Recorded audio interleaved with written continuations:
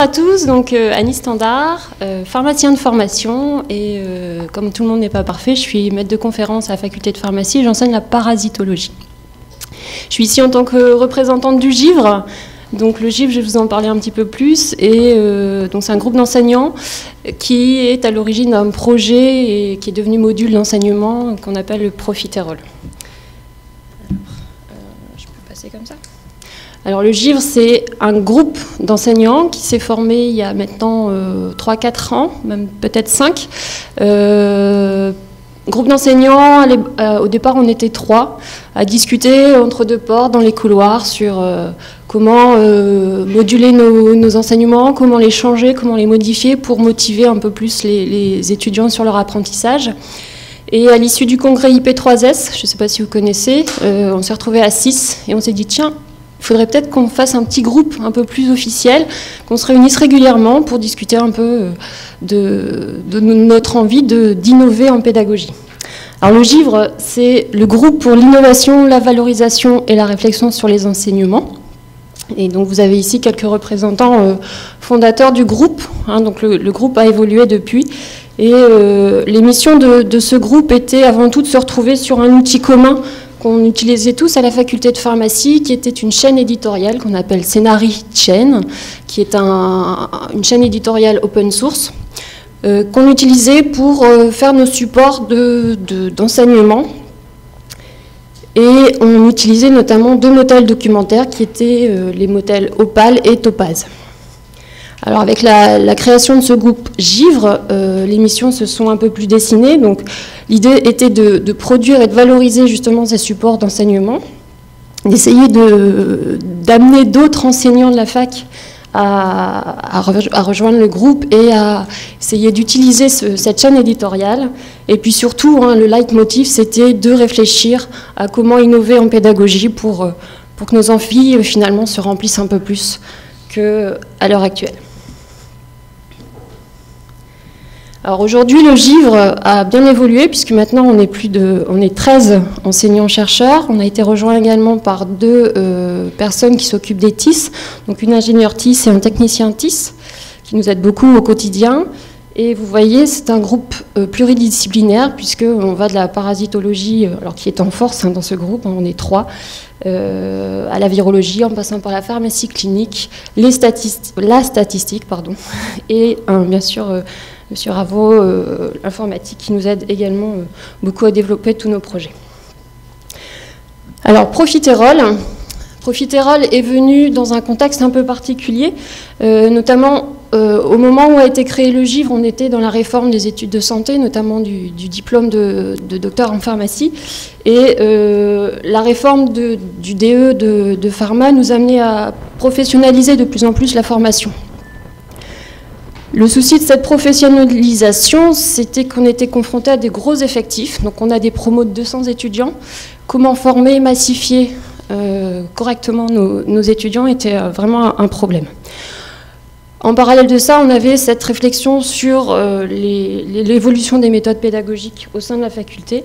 Et on a essayé d'imaginer un programme, un module d'enseignement qui pourrait nous aider à massifier la professionnalisation de la formation. On avait aussi comme objectif de développer de plus en plus, non pas les connaissances, mais les compétences pour accompagner la professionnalisation de la formation. Alors bien sûr, ces réflexions se sont faites également parallèlement à une réflexion conjointe avec les milieux professionnels qui avaient besoin effectivement de développer les compétences de nos étudiants. Alors les objectifs de ce projet Profiterol s'adressent déjà avant tout à la filière qui draine le plus d'étudiants chez nous, donc qui est la filière officine, avec pour objectif donc de développer des stratégies d'apprentissage un peu différentes des apprentissages traditionnels, d'essayer de décloisonner les disciplines, donc d'aborder la transversalité des notions, d'appliquer surtout la théorie à la pratique, puisque passer d'un cours en amphi théorique à la pratique derrière un comptoir, c'est pas toujours évident. Et puis l'idée, on en parlait hier avec Pascal, c'est d'avoir une systématisation de l'information transmise aux patients. Alors on a choisi de de proposer ce module d'enseignement, donc Profiterole. Ça n'est pas pour vous allécher, mais simplement pour vous parler de la pratique officinale et des jeux de rôle. Et on a choisi un module d'enseignement qui est en blended learning, donc qui se compose d'un module en distanciel et de mise en situation en présentiel. Alors, on a eu la chance à l'Université de Lille 2, d'avoir pu bénéficier d'un financement dans le cadre d'un projet pluriannuel d'investissement à hauteur de 230 000 euros, qui a totalement financé ce projet, avec bien sûr le renfort d'un ingénieur TIS qui nous a permis effectivement d'aller beaucoup plus vite sur la mise en place de ce projet. Alors comment est constitué l'enseignement ? Donc, je vous ai dit un blended learning, donc un enseignement en distanciel et en présentiel. Donc concrètement, c'est un enseignement qui s'adresse aux 5e et 6e années filière officine du DE de pharma, qui se compose d'un premier ED en présentiel où on présente l'objectif de l'enseignement, ce qu'on attend des étudiants, et puis on leur donne accès au jeu sérieux qu'on a appelé ICADUC. Alors, le jeu sérieux a pour but d'augmenter la motivation des étudiants par rapport aux apprentissages.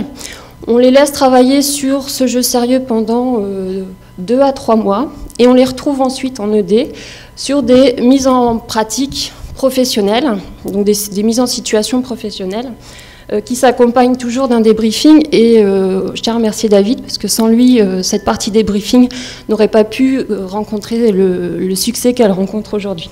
Donc 2 ED en présentiel et puis on fait une évaluation a posteriori à partir d'un cas issu du jeu du Serious Game.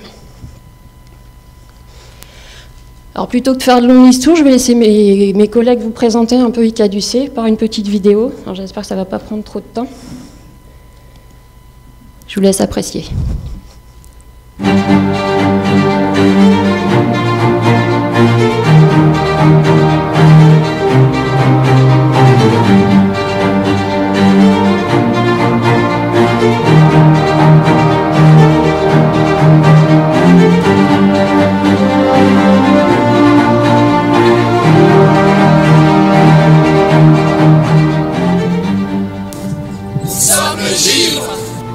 Pour l'innovation, la valorisation et la réflexion sur l'enseignement.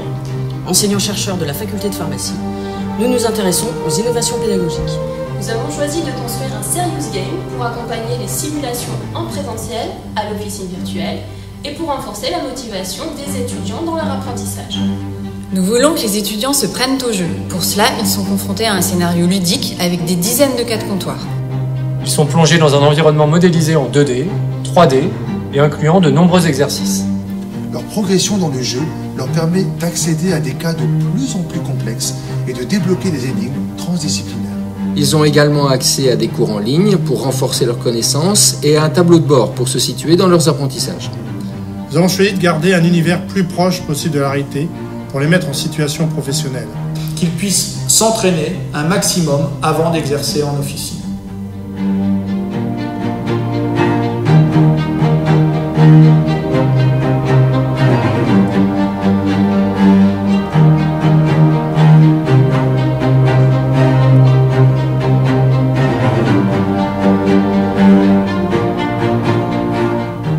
Le jeu ICADUC, ici, c'est un enseignement innovant. C'est différent des cas qu'on peut voir en cours magistraux. Là, vraiment, on est quasiment sur le terrain et c'est là où on peut vraiment voir ce qu'il faut savoir pour pouvoir exercer plus tard. Donc ça reprend bien en plus les problématiques de l'officine avec un jeu en ligne où on voit bien des patients qui arrivent et c'est à nous de nous mettre en situation et de pouvoir répondre de la meilleure façon possible. C'est plus motivant de se mettre à travailler là-dessus que de devoir se mettre à travailler sur un cours théorique qu'on a vu en amphi. Là, on a un écran avec des cas de comptoir dynamiques face à nous qui nous permettent de nous projeter à l'officine plus tard et de voir les lacunes qu'on pourrait encore avoir pour les corriger pour notre futur métier. Donc c'est motivant.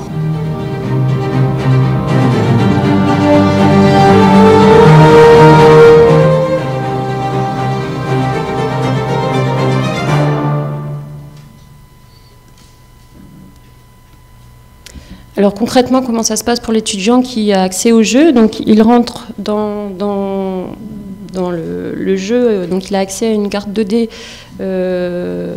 dont l'image, l'identité est bien visible. Vous reconnaissez notamment l'architecture du Nord. Et puis ici, vous avez la faculté de pharmacie qui est vraiment celle qui existe à Lille. Donc il y a une identité qui est remarquable. L'étudiant choisit son avatar, donc il peut avoir le choix d'être un pharmacien ou une pharmacienne, bien qu'on ne dise pas une pharmacienne, mais puisque la pharmacienne est la femme du pharmacien. Ils rentrent donc, vont arriver, donc ils rentrent dans la pharmacie, là le niveau stagiaire, et vont arriver des patients, hein, donc avec accès à une vidéo 3D hein, qui amène le contexte du cas. À l'issue de la présentation du cas, il a soit une ordonnance, soit une demande de conseil, c'est variable. Donc il peut travailler soit sur des ordonnances informatisées ou de véritables ordonnances manuelles. Et ensuite, il a une série de quiz qui portent donc bien sûr sur le cas, mais la série de questions draine toutes les pathologies, les conseils, l'observance, la prise en charge thérapeutique, l'optimisation thérapeutique, et puis des questions de pharmacologie, bien sûr, puisqu'on est avant tout pharmacien. Donc l'étudiant va pouvoir progresser dans le jeu en sachant qu'il y a actuellement 4 niveaux proposés à l'étudiant. Donc il débute en tant que stagiaire, il a accès à différents patients, différents cas, et en fonction de son niveau de bonne réponse, donc on a fixé le seuil de bonne réponse à 60%, donc s'il dépasse ce seuil, il peut accéder au stade de pharmacien adjoint, puis pharmacien associé, pour arriver au boss final. Donc là, c'est le patient ultime. Donc il est suivi tout au long de ça par le pharmacien titulaire donc le patient du boss final vient régulièrement à l'officine, et puis le pharmacien titulaire arrive et dit non, ben, t'es pas encore prêt pour répondre à ce patient, je vais le faire. Et quand il est prêt, on lui donne la possibilité donc de répondre à ce patient. Alors chaque niveau permet d'accéder également à d'autres parties de la ville. Donc vous avez vu la faculté de pharmacie qui est en fait un centre de formation où là l'étudiant peut à tout moment aller se remettre à niveau sur un cas. Par exemple, il a un cas sur un patient VIH, il a accès à des ressources sur cette pathologie. Il a également accès, donc on vous parlait dans la vidéo, d'un tableau de bord qui permet de suivre sa progression par rapport à ses connaissances, donc qui permet de suivre donc la salle des trophées, pardon. Et puis, il peut aussi, quand il a fini sa journée à l'officine, aller staminer, où il va rencontrer en fait des cas, mais un peu sous un autre mode, qui est un mode énigme cette fois. Donc on n'est plus dans le contexte d'un cas clinique comme on l'est, mais plutôt sur un mode énigme. Donc toujours en tournant bien sûr sur l'aspect pharmaceutique de ces cas. Et bien sûr, pour augmenter la motivation au jeu, on a glissé quelques points de gamification, donc des petits objets cachés qui débloquent des niveaux, etc., pour améliorer un peu les leviers du jeu.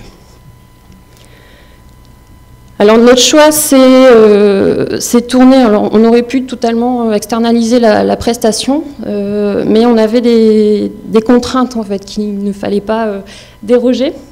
Donc on voulait. La force du groupe, c'était qu'on maîtrisait tous l'outil, le Scenario Chain dont je vous ai parlé. Et l'idée, c'était de continuer à utiliser cet outil pour pouvoir justement utiliser ce qu'on avait déjà produit en ressources pédagogiques et les mettre à disposition dans le jeu. On voulait également qu'il y ait une identité clairement visible. Vous avez vu, il y a l'identité du Nord qui revient très bien dans le jeu. On voulait bien sûr un parcours qui ne soit pas linéaire, on voulait un parcours conditionné, donc en fonction du pourcentage de réussite au cas, l'évolution du patient va être soit une évolution heureuse, soit une évolution plutôt malheureuse. On voulait également avoir la possibilité que ce jeu ne soit pas limité, c'est-à-dire que, vous le savez tous, un médicament peut évoluer, peut ne plus être mis sur le marché. La prise en charge de certaines pathologies peut également évoluer, et donc il fallait pouvoir avoir un accès et pouvoir mettre à jour très rapidement nos cas. On voulait aussi pouvoir proposer le jeu à d'autres domaines d'activité, donc il fallait qu'on ait cette possibilité-là. On voulait aussi avoir la possibilité d'avoir un support, enfin, un multi-support, c'est-à-dire que l'étudiant puisse travailler dans le métro ou chez lui sur sa tablette. Et donc on avait aussi cette contrainte-là. Et on voulait bien sûr pouvoir suivre l'étudiant. Et ça, c'était le point le plus important pour nous, hein, donc pour pouvoir faire du learning analytics, éventuellement faire de la formation personnalisée. Alors notre choix s'est arrêté bien sûr sur Scénari, hein, qui nous a permis de monter ce jeu. Alors comment ça se passe en fait? En tant qu'enseignant-chercheur, on produit nos mises en situation professionnelle sur le modèle documentaire Opal. On a accès à une banque de personnages, donc il y a une vingtaine de personnages qui tournent dans le jeu. Donc à chaque fois qu'on crée un cas, on l'attribue à un personnage. Ensuite, c'est l'ingénieur TIS qui va intégrer ces documents Opal dans la version documentaire Topaz, qui permet de faire du parcours conditionné, donc non linéaire. Et finalement, tout l'environnement graphique en fait, a été externalisé. Hein, donc, la banque d'illustration, les personnages 3D, les lieux d'activité a été externalisé donc, par des prestataires externes qui sont Allegorithmics pour l'univers 2D et Animedia. Alors bien sûr, on a recruté un infographiste, puisque maintenant on a tout ça en place. Et donc notre infographiste, maintenant, peut nous faire de nouveaux personnages à partir des personnages existants. On peut changer la couleur, les habits, enlever les lunettes, mettre un chapeau. Donc ça nous permet d'augmenter le nombre de personnages. Alors au niveau de la diffusion du contenu, donc on a notre moteur de jeu qui tourne sur ce fameux Topaz. On en fait une publication multiscore pour pouvoir le mettre sur notre plateforme LMS Moodle. Donc, par activité Topaz, ce qui permet finalement à l'étudiant d'accéder au jeu via cette plateforme, d'où qu'il soit, de la fac, de chez lui, dans le métro.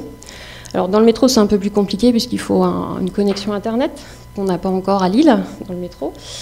En tout cas, cette plateforme Moodle nous permet, nous, en tant qu'enseignants, de faire le suivi de l'étudiant, hein, donc de repérer les connexions, le temps de connexion, le temps à résoudre un cas, d'avoir une remontée des indicateurs.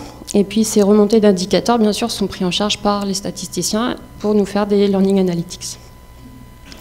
Alors, en plus du jeu est accessible sur la plateforme Moodle de forum, donc un forum qui concerne plus le contenu. Donc si une réponse à un cas n'est pas conforme à ce que l'étudiant avait en mémoire, ben, il peut interagir sur ce forum-là. Et puis un forum plus technique en cas de bugs informatiques, de problèmes de connexion, d'arrêt du jeu intempestif. Donc on peut faire un suivi également par ce biais-là. Alors bien sûr, un jeu sérieux, c'est bien, hein, mais il est inconcevable de le proposer sans qu'il y ait du présentiel et sans que l'aspect en fait relationnel patient-pharmacien soit mis à profit. Donc avec l'aide de David Krokl qui est ici présent, on a proposé aux étudiants de faire des mises en situation, donc au sein de notre officine virtuelle de la faculté de pharmacie, donc par groupe de 20 à 30 étudiants.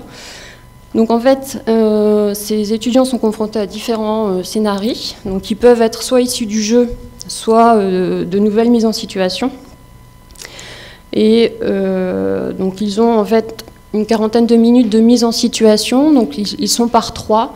Donc un étudiant joue le rôle du pharmacien, un étudiant joue le rôle du patient, et un étudiant va faire l'observateur et vérifier que les points sensibles du cas sont bien abordés.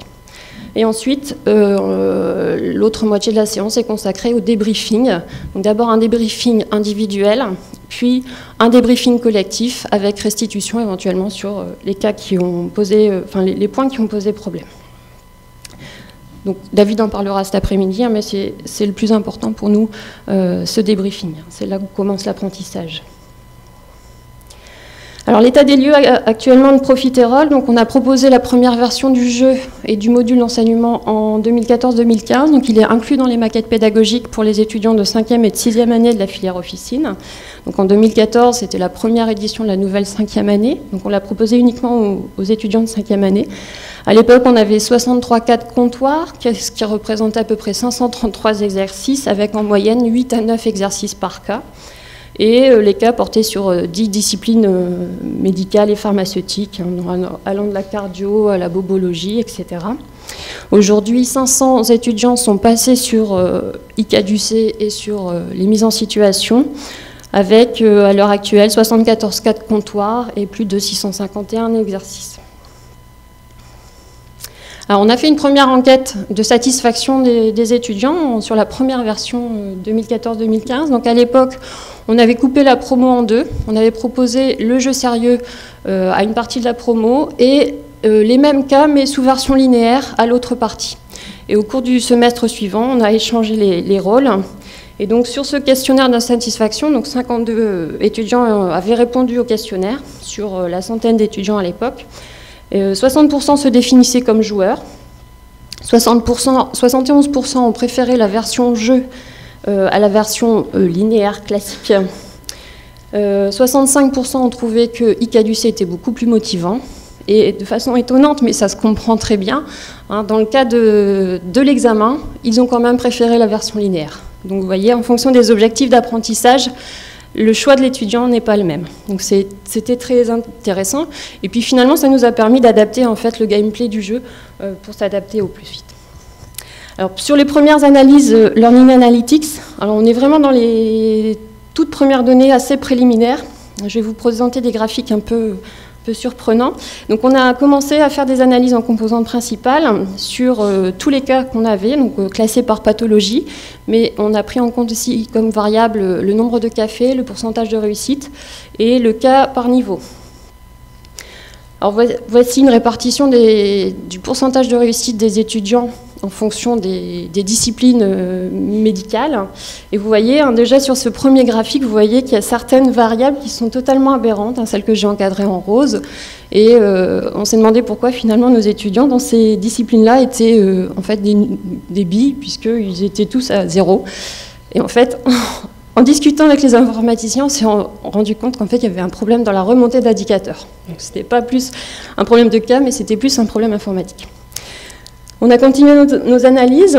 On s'est aussi étonnamment aperçu qu'il y avait des corrélations dans le pourcentage de réussite par rapport à certaines disciplines pourtant différentes. Par exemple, vous avez les étudiants qui réussissent bien en gynéco vont aussi très bien réussir les cas d'endocrino. Mais finalement, ça se comprend un peu puisque les systèmes de réflexion pour ce genre de pathologie est à peu près similaire. Donc ça peut s'expliquer.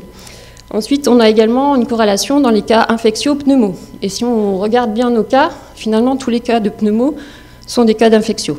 Donc ça s'explique aussi. Donc là, heureusement qu'on a les pharmaciens et les enseignants pour expliquer ce genre de résultats.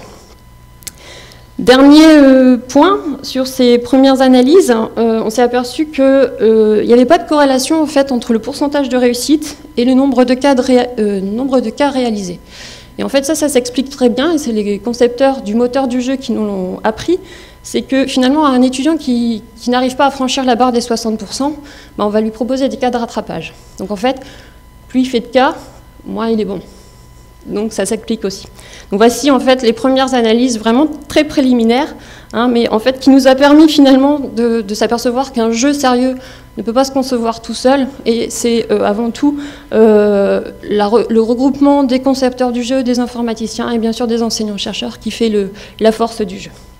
Voilà, je tenais à vous remercier, et pour finir, finalement, pour conclure sur Profiterole, donc Profiterole a vraiment scellé le groupe Le Givre, donc c'est devenu le caramel d'un groupe d'enseignants givrés, qui est maintenant devenu service d'innovation pédagogique de la faculté de pharmacie depuis cette année.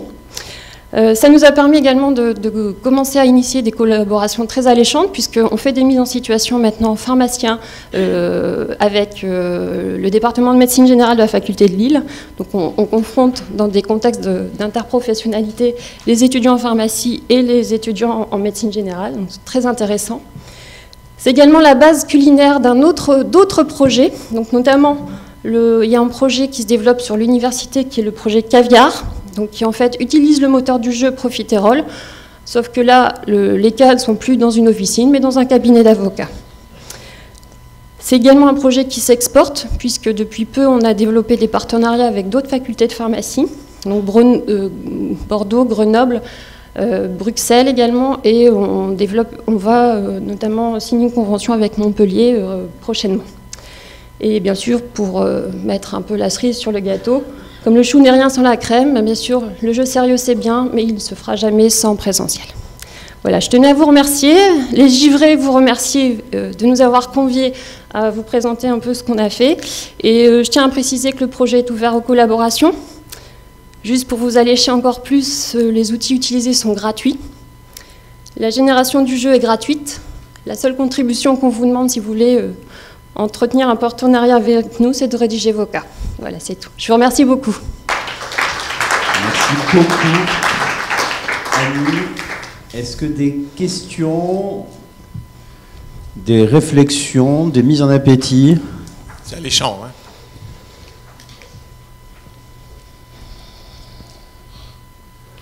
Personnellement, j'utilise aussi la plateforme Scénari. J'avais une question technique. Vous n'avez pas eu recours au framework Builder, simplement à Topaz? Si, alors on a l'avantage à la faculté d'avoir recruté Katia Kelenek, qui est la personne qui a développé Topaz en fait. D'accord. Donc elle connaît très bien Builder, elle nous a fait une charte graphique, vous avez vu la charte graphique qu'on a présentée, c'est notre charte graphique. Voilà, là on vient de signer une convention avec l'ASP de Lille pour avoir accès à un scénario distrib, donc qui va nous permettre également de pallier la LMS Moodle et de pouvoir faire de plus forte remontée d'indicateurs avec des analyses beaucoup plus fines. Donc on a cette force-là, c'est effectivement d'avoir un ingénieur TIS qui connaît très bien un scénario de chaîne. D'accord. Mais je suppose que sans ingénieur informatique, en utilisant Topaz, qui est quand même une version qui n'est pas stable, on arrive à des résultats qu'on peut utiliser en production ou, sans problème. Donc c'est open source, donc j'invite tout le monde à utiliser cet outil qui est exceptionnel. Hein. Alors bien sûr, nous on a ordre de ne pas utiliser Topaz. Hein. Topaz est réservé aux ingénieurs TIS, hein, les enseignants-chercheurs. En fait, comme c'est du non conditionné, très vite on tourne en boucle. Hein, et si on n'est pas dans le corps du programme, on s'y perd vite. Donc ça, c'est Katia qui gère en interne parce que nous, on a interdiction d'y toucher. D'accord, merci. Oui, Guillaume. J'y vais, Pascal. Tu y vas? Ah oui, attends, c'est donc, la course à l'échalote. Après la métiste d'hier, le Topaz de ce matin. Bonjour. Bonjour. Vous avez évoqué des contraintes spécifiques dans le cadre du développement du jeu. Est-ce que vous pourriez nous en dire un petit peu plus? C'était ma première question. Et la deuxième, vous avez évoqué, si je ne dis pas de bêtises, la somme de 230 000 €. Je me demandais d'où venaient les subventions. Est-ce que c'était uniquement de la faculté qui avait débloqué des fonds? Ça me paraît beaucoup. Donc quand un pharmacien s'adresse à un pharmacien. Voilà. Alors, pour répondre à la première question concernant les contraintes, donc à l'émergence du projet, en fait, on avait contacté des prestataires externes pour totalement externaliser le jeu. Le souci qui se posait, c'est qu'une fois que le jeu était fini, on ne pouvait pas y revenir, ou alors il fallait débloquer la même somme d'argent. Et ça nous posait problème devant des actualités pharmaceutiques qui bougent, et ça, c'était gênant. Donc nos contraintes, elles étaient surtout sur l'évolutivité illimitée du jeu, pouvoir y revenir quand on voulait, pouvoir rajouter des cas, en enlever, en supprimer, enfin voilà, pouvoir avoir une banque de cas de plus en plus grosse, je dirais. Donc ça, c'était surtout notre point principal de contrainte. Ensuite, il nous fallait pouvoir avoir une remontée d'indicateurs. Et ça, avec les prestations...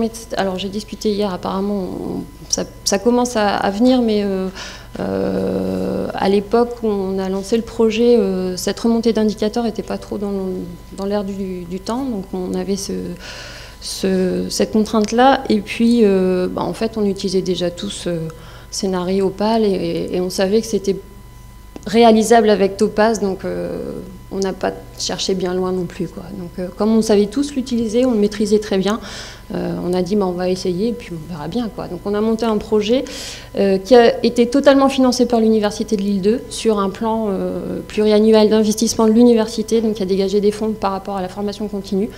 Donc ça a duré, alors c'était la période faste, hein, ça a duré 2-3 ans. Donc tous les ans il y avait un appel à projet et on a déposé, on a été reçus et voilà. Et à l'heure actuelle, Profiterole est un peu l'image de l'université en termes d'innovation pédagogique.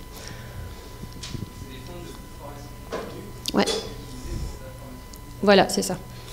Alors, l'idée aussi, c'est de développer... Donc là, pour l'instant, c'est développé dans le cadre de la formation initiale. L'idée, c'est de pouvoir le développer après en DPC, en formation continue. C'est en salaire en plus, en coût de fonctionnement, on est d'accord? C'est hors salaire, ouais. Si on inclut nos salaires, on est à 420 000 euros. Par an? Là, c'est un projet de 3 ans. Oui. Ok. D'autres questions? Questions, réactions? Alors, que nous dit Jean-Jacques? Est-ce que ça l'a mis en appétit? Cerise sur le gâteau, profite trop le caviar. C'est clair que Jean-Jacques peut plus avoir faim à cette heure-ci. Vive la parasito. Oui, je sais, je suis un peu givré. Bon, d'accord, ça reste entre vous, ça. Oui, profiterole avec givre, il faut obligatoirement être en présentiel. Bon, ben voilà. C'est vrai qu'en pièce jointe, c'est un peu gênant quand même. Genre, d'abord on dit le schnorr. Exactement. Depuis un film célèbre. Si j'ai bien compris, ceux qui n'ont pas profiterole, ils sont au chocolat. Oh. Excellent. Merci Jean-Jacques. Et une petite dernière. Plaisir, perso. Oh. Voilà. Très bien, très bien. Bon, moi, je pense qu'il y a quelques éléments de, comment dire, de motivation pour Annie et pour l'équipe des Givrés, de se dire que voilà, il va y avoir des suites à tout ça.